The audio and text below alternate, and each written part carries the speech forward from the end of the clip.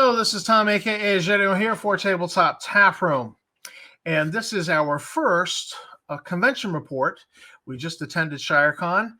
Good wife and I decided to actually take time early and just combine celebrating our anniversary with Shire Con. So we went early. We celebrated our anniversary on Thursday. We took Friday to explore in the Berkshires. That was kind of cool.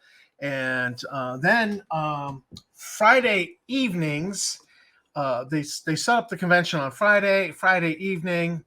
The convention hall is open, but it's just for like socializing, pickup games. There were some games provided there. Somebody brought the big Kickstarter box set of Ogre. There were a couple Ogre games being played. I wanted to jump in on those, didn't have an opportunity to. Ended up playing Othello with Tammy, and we had a good time. We socialized with Eric Tenkar and his wife. We had a great time socializing with Eric and his wife that night. There was a refrigerator full of beer. Just grab a beer, play a game, chit-chat. And people hung out. And there was a lot of hanging out and socializing. It was kind of cool, very relaxed. Shire Con is not a con that stands on formality. It's very informal. It's kind of like the location. You're out in the country in the Berkshires, and it's just kind of go with the flow. Now, Shire Con is run by Tom Wilson, and he was always available. He was easy to be found. He was always, if there was a problem, he was solving it. He had volunteers, and the convention, I'm going to say, well run. You know, if we're going to like rate it on a scale of 1 to 5, with 3 being average, I got to give it a 5. It was well run. I didn't see any organizational problems. I did not see anything that made me think, oh, geez, not so well run. Got to give him a 5 for that. The convention space itself is it's a former church, actually, that became a bookstore, and then it was just not being used till a playwright from Broadway came up and said, hey, I want to create a children's theater. And he's passed on. I don't remember his name. Tammy probably would. But it's just like a community center that they hold. They hold a lot of actually children's plays, children's theater there. But it's I guess it's just like a community center for the town. And so it's a convention space that suits the size of the con. There were I checked with Tom, and there were 96 pre-registrants. 88 showed up, and then there were 3 walk-ups. So it's perfect for about 100 people, which is what they have. And so it can grow. It really can't grow by much more. He's going to have to do something in the future. But there's actually a senior center behind the cafe next door. So I don't know what that's like, but there's potential to have overflow gaming there as well. So we stayed at a bed and breakfast just 10 minutes down the road. There's a handful of those around. There's the Norfolk Inn literally around the corner. I do recommend coming early, like we did, for that Friday night. It's very informal, but I had a lot of fun. Just had a lot of fun sitting and talking with Eric Tenkar and his wife. Fantastic. The convention day, 3 gaming slots. There were 23 organized games, 22 of them fired. The first 2 gaming slots, I counted up the seats open in those games. There were enough seats in each of the first 2 slots for more than 70 people to sit in on a game. The final slot, the 3rd slot, had seats for about 20 people. Or 2 games. I really wanted to get in on Levi Combs's game, but we had already planned that for that slot we were going to do the socialize. We're going to try to socialize, go out to eat, and that's what we ended up doing. I sat in on Tenkar's Minions game. That was the first slot, and that brings up my first my. I have two criticisms of the con. One, but neither one of them I think can anything be done about them. Number one, the acoustics in that place were such that where that one table was, because I did not notice this problem as I moved about the hall, but in that one location, it seemed like the acoustics just took all the background noise and just kind of like focused it like headphones in your ears. And so it was a little tough, like particularly Eric Tenkar's game mastering style is he likes to walk around. And so if he was down at the far end of the table and those players were talking low, couldn't hear anything. Couldn't hear what was going on. Could hear Eric because he projects his voice, but I really had a hard time following what he was saying and really had the focus, really be focused. And if the players were talking low, I couldn't hear anything they said. So I had no idea what their move was. I just kind of rolled with whatever happened. So that was my one. I don't know if anything can be done about that. I really don't think so. It just is what it is. Just, the second table we were at, the second game we were in, didn't have that problem at all. But again, that's geography in that room and acoustics. So acoustics can bite you in the butt, but that's my only criticism. And I really think it's limited to that one corner of the room. Go figure. While we're on complaints, the other complaint is some of y'all who attended the convention, when it comes to going to the bathroom, you guys are stormtroopers. That's a problem. It's easily dealt with. Get a wad of toilet paper and wipe the seat. Yes, but some of you guys are stormtroopers, or your father was a stormtrooper. I don't know. It's clearly not everybody, but some of y'all, and that was my other big complaint of the convention. Was that I'm like, and if that's your only complaint, that's there's nothing about the convention that I have to complain about. So these are things that the convention staff can't do much about.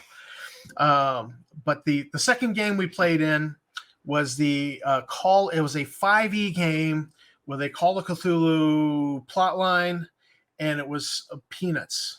Snoopy, Charlie Brown, and all the characters were from the Peanuts gang. And so that was kind of cool. And I have some pictures here we're going to run through for this. This is something we snapped. Tammy wanted to go exploring that Friday morning. We found this. It was kind of interesting because she was like, "What is that?" So we pulled over and looked at it, and it was the World War. Normally you see World War I, World War II. It was the World War. I thought that was cool. So this is a monument to those from the area who died in the First World War. And by getting out of the truck and walking up and just taking a look at it, I discovered that this is a replica of the Liberty Bell. That was kind of cool. Even with the crack etched on it. There was no crack in the bell, but the crack was etched on the outside. So that was cool. And I even believe there was this rusted pulley on the backside of this one little structural member here. And so I believe that there was a rope at one time that went through the pulley into the bell clapper here, and you could ring the bell. You could come up and ring the bell, but the rope has rotted out and the pulley is all rusted to whatever, and so you can't do that anymore. But it was cool to explore. There's shopping in the area. There's eateries that are fantastic. Black Rabbit, it's really good. This was the one of the vendor booths. Snapped a picture of Eric and his wife. This was Eric game mastering, and he's very animated when he game masters. If you ever get to sit in on a game run by him, recommend it. This was the Peanuts game, and funny thing happened here. Jason and Elliot and I know each other through online, and I had to deal with an issue And so I came back to the table. You just sit down. And Tammy says to me that guy over there is Jason Elliott. I said, "Oh, that's not. I didn't recognize him. Oh, that's not our Jason Elliott." And we took a break, and he's like, "Tom." So a little bit of embarrassment for me. I just did not recognize him from his photos online. This is me giving the eyes to Tammy during the Call of Cthulhu Peanuts gang. Sometimes things happen in these games and you just can't script them. They just happen, and it's just kind of special. Charlie Brown can never kick the football. Lucy holds it, she pulls it back. He can never kick it. Well, all of the characters had a magic item. Like I was playing Peppermint Patty, and she had a baseball bat, a magical baseball bat. It's like +2. Jason Elliott was playing Linus. He had Linus's blanket. It was magical. You could do whatever you could imagine doing with it. Could even use it as a weapon if you wanted. And like at one point, I think he paraglided out of a tree. And Tammy had the football, and so the thing with the football is if she placed it, everybody within 20 feet had to try to kick it. And so we were getting our butts handed to us by the Black Dragon, and the cultists were trying to raise Cthulhu by sacrificing Woodstock. And I said, "Look," I says, you never used the football during the entire game. You should, at the very least, run up into the middle of the cultists and place the football," which caused them to have to try to kick it, and they missed, and they took damage from it, which knocked, I think, most of them out. And then Charlie Brown happened to have run up to try to engage the cultists, and so he was forced to kick the football, and he actually made it. And so it actually ended up being the thing at the very end of the game that won us the game. And so a cheer went around the table. It was kind of cool. Charlie Brown finally got to kick the football, and it was just one of those things. So we did a group photo here of everybody, that was in that game. And that was really a cool, creative game. And so I met up with GM Bloodworth. We had a great talk outside. We were waiting for I was waiting for Tammy, and so we had a great conversation. And then we were waiting for some other people, and so we had a great talk, about YouTube and Facebook and so on and so forth. And so we need to revisit that again. Then that third hour, Tammy and I decided we were going to try to just socialize. And so we actually ended up going out to dinner with James Carpio. It was great to meet him and his wife, and then Jason Elliott and his wife. And so we had a great time at the Norfolk Inn. Food was fantastic. Service was great. They were shorthanded, but our waitress was covering 2 waitress assignments because they had a new girl who was brand new, and they just were like, she's like, "I'll cover the 2." She was running. But never were we like, "Hey, where's our waitress? Hey, why are we waiting? Oh, my drink's empty. I want a new drink." And none of that. This girl was hustling. So we dropped a fat tip on her because we all noticed that she was hustle, and she did a fabulous job despite covering 2 assignments. So I recommend the Norfolk in there, and their little tavern that they have. Fantastic. And great time talking with Jason and James. Really great time. We discussed the hobby and gaming, what their company is doing. They run Solarian Games. We discussed our favorite whipping boy, Justin Lanassa. And we got back to the hall. Tammy's like, "We didn't get a picture with Eric," and so we tracked them down and did a selfie with them. So this was my return to conventions. I'd been doing a lot of wargaming back in the late 2000s, 2007, 8, 9. And then I took a job where I had to work every weekend. So I kind of fell away from wargaming. And this is my first return to conventions.